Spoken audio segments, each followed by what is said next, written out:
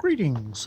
Back with a check-in with Orley Farm by Anthony Trollope, a 1862 novel that is all centers around a court case where Lady Mason is charged with, she's kind of charged with with perjury, but really she's she's charged with forging a will, a codicil to a will that her aged husband had left to make sure that her son got Orley Farm instead of the eldest son from Mason's first marriage, Joseph Mason, Joseph Mason Sr., Joseph Mason Jr., who is an unpleasant fellow, but is the one who is actually legally should have gotten Orley Farm. And this whole court case. We get a whole thing of kind of the state of public opinion, which people are basically like, yeah, she probably did it. There seems to be that kind of the general thing. It had been before. It's like, of course she didn't. No. But it's kind of slowly creeping more and more. Oh, she probably did, you know. And that she's gotten kind of hardball lawyers or barristers or whatever the hell they're called in England, seems to have kind of pushed that forward. The lawyers themselves, they're kind of, except for Felix Graham, fairly kind of straight ahead dudes on this. It's like, we're just going to do as, good a job as possible. Furlough, Furvale, oh God, I'm losing names.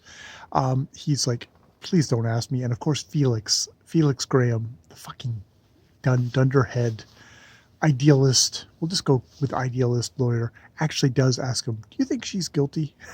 It's like, don't ask me that question. It's super unprofessional. But he persists and he says, no, of course she's not guilty. And Felix goes and he's like, ah, crap, he made me lie.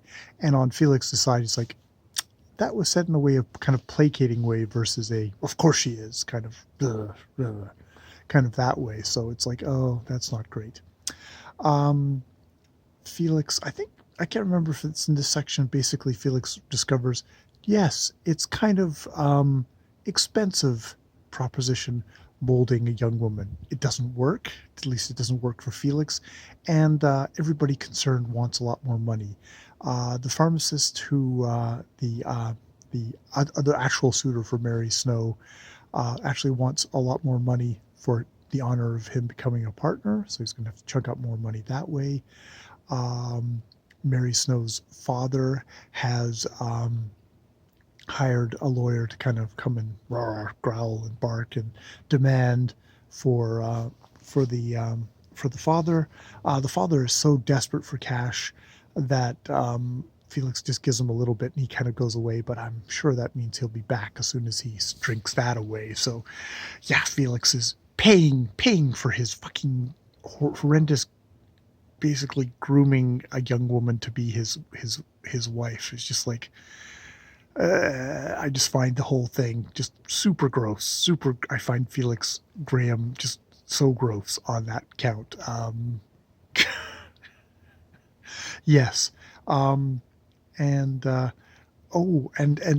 see, this is the thing, is not only is he's a shit for doing that, and he's a shit for he's a lawyer who only wants to defend honest people, and if the woman isn't honest, if she's guilty, well, then I don't want to defend her. It's like, what the fuck are you being a barrister for? And indeed, he doesn't seem to actually want to be a barrister. He wants to be a writer, though. Judge Stapley, who's the father of Madeline Stapley, who he's going to marry, is like, no, we need to set him up in a practice because that's where he's going to make money. Not as a writer. So if I can get him around, I'll get him to be a proper barrister. Though with these kind of opinions, he just seems like a fucking dunderhead. Which I don't know. It'd be interesting to see if Trollope is actually trying to get us to kind of go along with Felix, because Felix, I do not feel like I want to side with any more than the Baronet Peregrine. Baronet Orm, Baronet Peregrine, is just like, seems a little too pure for this world, that he's like, oh my God, a woman I loved was guilty of a crime. That's just terrible. I trusted her. And it's kind of shattered him. It's like, it's a little too pure for this world in a lot of ways. I'm having trouble siding with who are supposed to be the good people in this world. Either they're scumbags like Felix Graham, or they're just like too pure. I have more Lady Orm, the Sir Peregrine's daughter-in-law, who is standing by Lady Mason. I actually have more sympathy for. It's like she's kind of supporting her. And Lady Mason is just kind of, I guess, pathetic. She really wants to tell her son, but she just cannot. She's like weeping, and that. But it's interesting, as Trollope says, it's like, well, she can come off as soft, like, in stuff like this, but when she's alone, she can be hard. She can be very hard. She can be very kind of tough. And indeed, she goes in. We have them entering the courtroom, and she looks at Joseph Mason, her accuser, and just looks at him steadily until he looks down. And then when he looks back, she's looked away. But it's like she faced down her accuser, even though she is freaking guilty as sin, because, I mean, she's come into this courtroom with Lucius Mason, the one who she's trying to, sort of damning herself in whose benefit for, because she wants him to keep the farm. So yeah. But yeah, Felix Graham, if he's supposed to be the representative of pure law here, I have nothing but scorn for him. Lady Mason just seems pathetic, and you did the crime, I guess you should do the time, kind of thing. Yes, you did it because you wanted to get this for your child, but it doesn't really still make it any righter. Yeah. So, it's engaging, Trollope, but I have no sympathy for these people. And yeah, the Dockwrath and Joseph Mason are kind of assholes on their side. Dockwrath is doing it out of spite. I guess Joseph Mason is also doing it out of spite, but he's also been cheated out of what was actually his.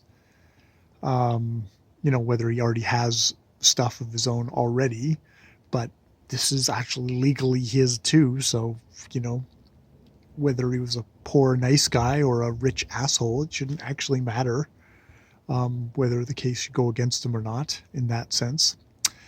I guess we'll see how the court case goes. I have a feeling there's still a question as to whether I still think maybe she'll get off because she's got good lawyers. As long as they shove Felix into a box somewhere and just toss him into the ocean, I guess. All right, I will leave it there. Merry Christmas Eve.